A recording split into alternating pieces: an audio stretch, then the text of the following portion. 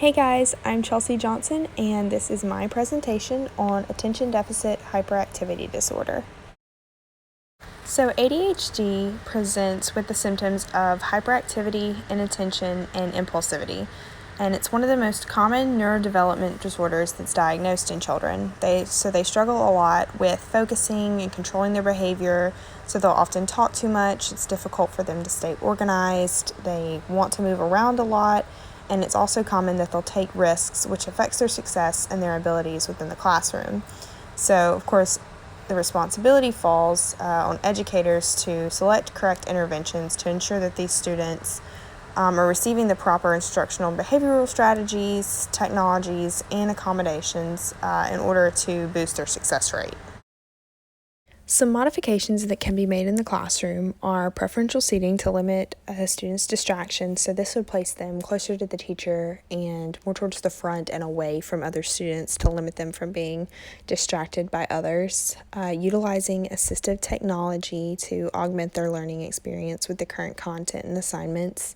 And then also breaking assignments into smaller tasks or completely reformatting them. So this allows them to devote more focus onto one piece of an assignment at a time that can easily equal one large original assignment that the teacher had planned. Accommodations that can be made are allowing students more movement throughout the classroom, which would greatly help with their hyperactivity. Also providing them with assistive technology that helps with movement is also another great way to combat their hyperactivity. You can also provide teacher or peer prepared notes because they will often struggle with getting everything down and listening, and then also limiting their own distractions while they're supposed to be taking notes. And then also the use of giving frequent and in-depth feedback on assignments is extremely useful to students with ADHD because it shows them where they're going wrong with certain assignments, and then also what they're doing well.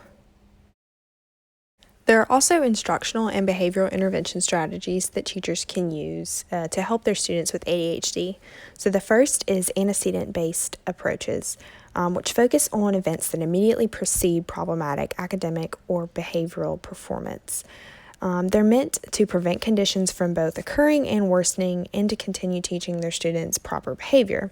And so basically the focus of this approach is to change the learning context for the student by providing a variety of instructional supports.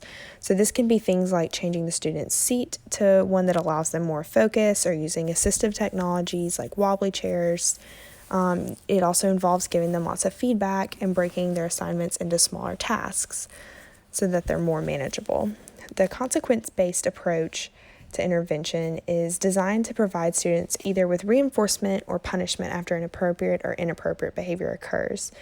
So this means that after an incident occurs, educators have to not only address it, but also modify their instruction and find another route to effective and positive instruction.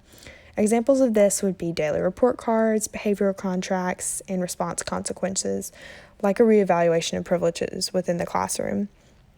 The third approach is the cognitive behavioral approach, and it's extremely effective in that it reduces hyperactivity, impulsivity, and increases community-friendly behaviors.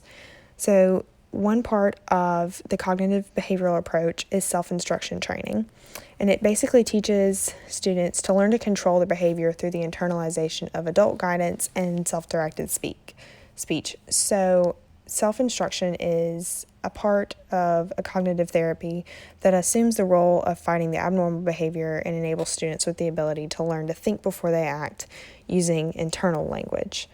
So these interventions are meant to help the students with ADHD develop self-regulation skills to control their impulses, their want to be hyperactive and move around the classroom and talk too much. And it allows them to instill the ideas of being able to be goal setting, to self-monitor, to plan better, have better time management, and use organization skills. Assistive technology is another great support for students with ADHD. Often they will receive accommodations for assistive technology by their IEPs. However, not all students with ADHD have IEPs or have been formally diagnosed. So it's a great tool for educators to implement into their general classroom for all students, but that will help their students with ADHD specifically if they're not already receiving it. So one example of an assistive technology for ADHD students are FM systems. So they are comprised of a teacher microphone and a student receiver, and they allow the teacher to instruct that student more directly because it is within that student's ear, and so it affects better listening in that student. Another technology is a device called Motivator, which is a pager-like device that can be set with a focus reminder as often as the student likes, and so whenever it goes off, it will remind that student to focus on the task at hand. The use of wobbly chairs is a great assistive technology, especially in lower elementary classes, because they allow the students to continue moving while they're sitting down and completing assignments or listening to the teacher speak or read a book. Kurzweil is a text-to-speech program that reads aloud digital, web-based, and scanned print material into an MP3 audio, and so it provides the user with audio files that they can use while they're reading and completing assignments, and it's intended to help their reading comprehension, which is a vital life skill to learn while they're in early education, because it's something that they'll use throughout the rest of their life. Another support that students with ADHD need is more formal training in pre-service and professional development for general education teachers. A majority of services are provided in general education settings for students with ADHD. And since most ADHD students are found in gen ed classrooms rather than special education ones, where this teacher-to-student ratio is smaller and teachers have more flexibility in curriculum pacing and grading, there's a downside to the supports and the knowledge that these teachers can provide to these students. They report that they often have low levels of confidence in their ability to implement certain plans of instruction and intervention plans because they're unconfident in themselves and haven't received the training to do so. So one thing that is an extremely great aid for teachers, but that they not often use because they are unconfident in themselves, are formal behavioral intervention plans. They provide educators with really direct steps they can take to manage and correct challenging behavior that's exhibited in the classroom. However, educators have reported that they don't execute these plans because of lack of formal training. So one of the greatest things that we can do for students with ADHD is ensuring that educators receive more specific training for ADHD because it's most prevalent in general education classrooms. There are many simple accommodations and assistive technologies that I've learned about that I would love to be able to integrate into my classroom planning as I enter schools in the future. It's evident from my research that I should attend special education development for ADHD specifically because of its prevalence in general education classrooms and the lack of training that's being reported by so many educators.